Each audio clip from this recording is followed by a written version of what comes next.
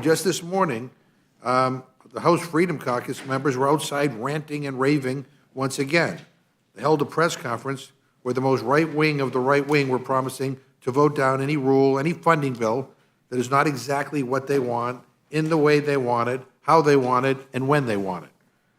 And, what do they want? I don't even think they know what they want. So we're meeting today on three measures, one appropriations bill, and two disapproval resolutions regarding the status of endangered species. I guess this is what House Republicans are most concerned with, whether or not the lesser prairie chicken and the northern long-eared bat should be protected as endangered species. Don't get me wrong, I believe we should be protecting these animals, not reversing their endangered status.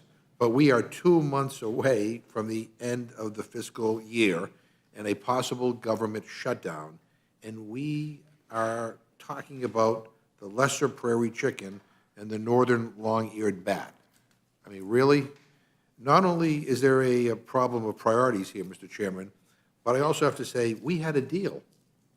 Democrats and Republicans had a deal, and now Republicans are backtracking. In May, we almost defaulted on the debt because the House Freedom Caucus threw a temper tantrum about paying our bills. And while they were out here acting like children, President Biden and Speaker McCarthy struck a bipartisan agreement to avoid default. Part of that agreement was to set non-defense spending levels roughly flat for the next 2 fiscal years. That was what was agreed to. That was the deal. And that's not what we're seeing here. The appropriation bills for FY24 that we are seeing come out of committees are all well below what was agreed to with the Fiscal Responsibility Act. So I guess my question is, how are we supposed to negotiate in good faith with Republicans moving forward when Republicans are not able to hold up their end of the bargain? H.R. 4366 is the first and only appropriations bill to be brought before the Rules Committee this year. And frankly, it's a complete partisan mess. It has extreme policy riders that have turned what could have been a good bipartisan bill into yet another MAGA wish list. Less money for military family housing, failing to address the VA infrastructure backlog, shortchanging PFAS remediation and cleanup, eliminated dedicated climate and military-based resiliency efforts, and this one is just crazy because Republicans now think it's woke to protect our military bases from the extreme weather caused by climate change.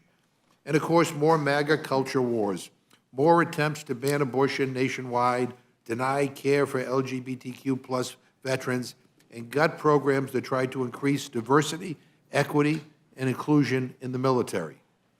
Mr. Chairman, as an appropriator, you know this bill will be a non-starter if it passes the House. And honestly, there is a legitimate question here on whether this bill even passes the House at all. Up until now, all we've heard is how omnibuses and minibuses that package spending bills together are not the appropriate way to do things. I've heard that over and over and over from my friends on the other side of the aisle. Now we're hearing that the Freedom Caucus is more than okay with packaging the bills up and possibly even doing a continuing resolution to keep the lights on until the Republican conference can get its act together. Democrats were criticized last year by Republicans when we entered the August work period, having passed 6 out of the 12 funding bills. Republicans kept on saying we should have passed them all. Well, this is the first appropriations bill Republicans managed to get to our committee. And we're about to recess on Friday. We have another one slated for consideration tomorrow, but even if everything goes perfectly over the next few days, which I don't know that it will, we're going to make 2 bills that my friends are going to deliver before the August recess.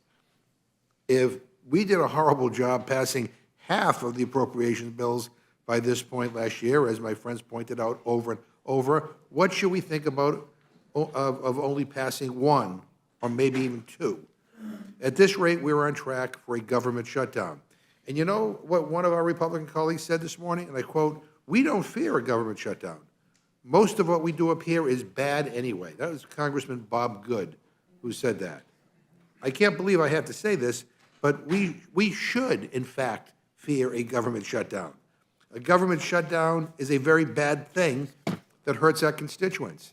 I know the last time our government shut down was a while ago, the longest in history because the previous Republican majority and Trump couldn't get their act together. But it seems important to remind everybody what a government shutdown means. In addition to demonstrating the dysfunction of Congress, it means anybody who requires assistance with their benefits won't get the help that they need. Applicants for Social Security and Medicare get turned away. Environmental and food inspections slow to a crawl. Air travel becomes more dangerous as many TSA agents and air traffic controllers get furloughed. It hurts our seniors. It hurts our veterans. It hurts people back at home. And the last shutdown cost our economy billions of dollars. But that's what we're facing if Republicans don't start taking this process seriously and get these bills done in a way that can earn the president's signature. We will have a shutdown, and it will be entirely thanks to the MAGA fringe who want our government to fail, who want to see the government go up in flames. That's their idea of success, because most of what we do up here, according to Republicans, is bad anyways. With that, Mr. Chairman, I yield back my time.